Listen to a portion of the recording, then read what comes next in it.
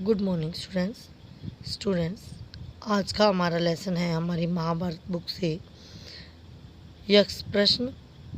युधिष्ठिर जब काफ़ी देर इंतज़ार करते हैं, उनके चारों भाई वापस नहीं आते, तो वो स्वयं उनकी तलाश में निकल पड़ते हैं और उसी तालाब पर जा पहुंचते हैं जहां उनके चारों भाई जल पीकर मृत से पड़े हुए थे। यह देखकर युधिष्ठिर चौंक जाते हैं और असहनीय दुख के कारण उनकी आंखों से आंसू बह निकलते हैं।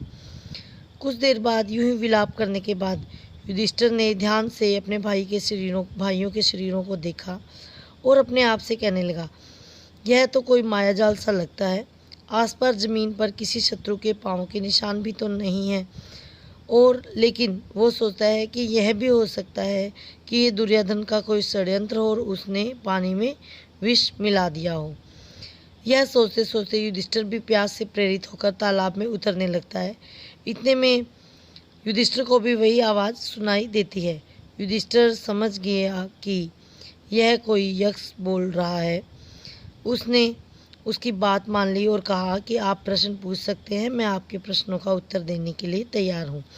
और इस प्रकार युधिष्ठिर ने यक्ष की बात मान ली और यक्ष ने युधिष्ठिर से कई प्रश्न पूछे।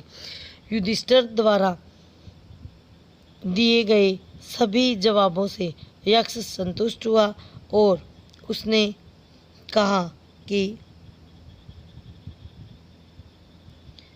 मैं तुम्हारे मृत भाइयों में से किसी एक को जीवित कर सकता हूँ। तुम जिस किसी को चाहो वह जीवित हो जाएगा।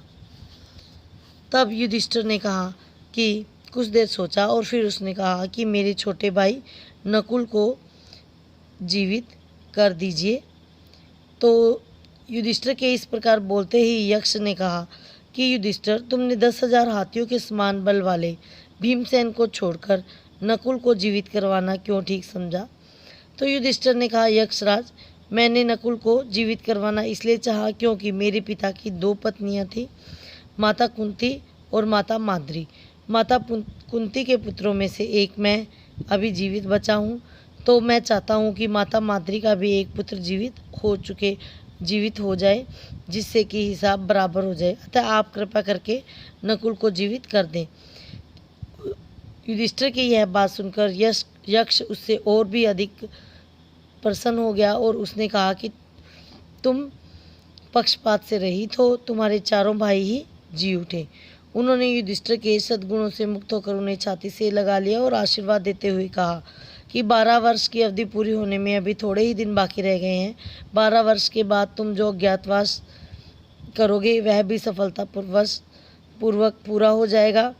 तुम्हें और तुम्हारे भाइयों को कोई भी नहीं पहचान सकेगा और तुम अपनी प्रतिज्ञा सफलता के साथ पूरी करोगे।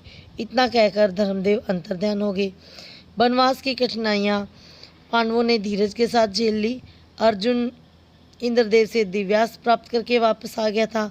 युधिष्ठिर ने भी सुगंधित फूलों वाले सरोवर के पास हनुमान जी से भेंट कर ली थी और उनका आलिंगन प्राप्त करके 10 गुना अधिक शक्तिशाली हो गया था।